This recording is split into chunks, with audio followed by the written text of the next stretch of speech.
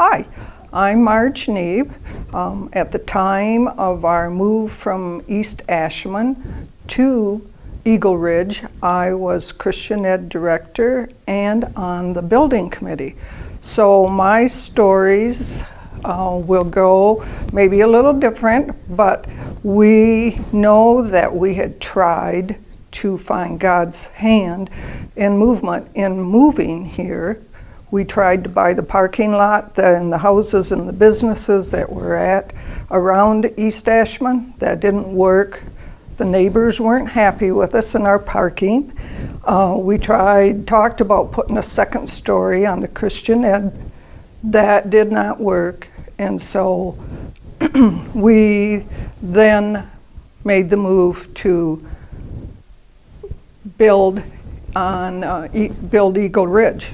Now, actually, Eagle Ridge was supposed to be across the corner where the apartment buildings are, but that dear gentleman said Dow had promised the land to him, and so we got this land across, which was a much better deal, so we felt God's hand was working even there.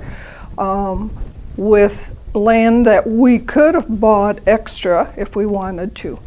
On the building committee, we had 2 school teachers and a nurse, so you can kind of guess where our departments went.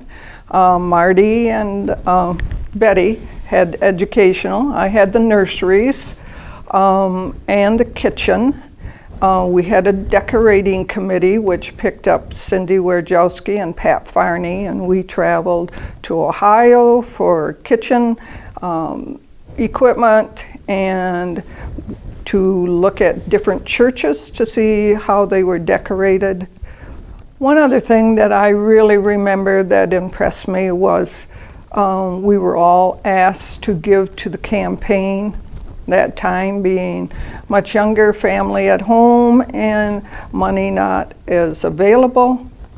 I had put in, I think it was a small $40 a month, and not knowing where that would come from. And each month I had $40 show up, and whether it was a refund from something, I can't remember where they came from, but each month, and I remember Pastor would say, well, where's our money coming from this month? You know? So one of my jobs was the nursery, and that I enjoyed immensely. The pictures you see painted on the wall here actually come from a color book that I had with my grandchildren when we took a road trip. Loved the pictures so much that we kept them. I put them on the wall. I got to do the first coat of paint, and then they asked me to step back and let Deb Shantz bring it all to life.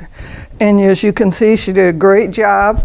The little pony over here in the corner, that is Sandy Singler's granddaughter's little pony.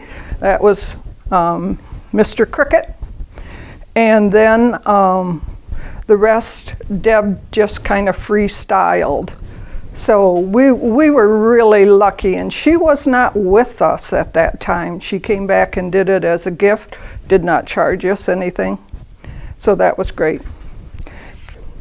This is one of my favorite stories about the building committee and us 3 ladies on the committee. Marty, if I get this wrong, you let me know. But see all these tables out here? We were told there was no room for tables here. Tables would not fit in here. We could not use them here. People would not use them. So one night when this was just sand and there was just brick around for the foundation, we cut out cardboard and we laid them down on the sand. And so when, I hate to say the men, but Mr. Bob Singler especially came, he had to actually see that there was space. The poor guy says he never has been able to live that down because it is a well-used area. And the couches, so that one I always thought was kind of neat. Outside in the yard, you will find supposedly 10 trees that we brought over from East Ashland. And we came over as the 10 tribes, and people sang in their groups as they walked along.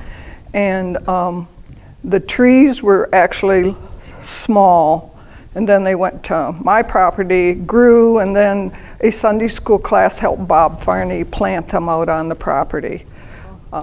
But besides all of that, the building, the fun, and the good, it was a place where we could come as a group and really feel that this is where God had led us, that His hand was over us, and that if we would, I'm just going to say, relax and sit in His presence, He's going to show us where we need to be going. And I think we can see that now. I think we maybe struggled for a while, got caught up in past history, and now we're free and moving on.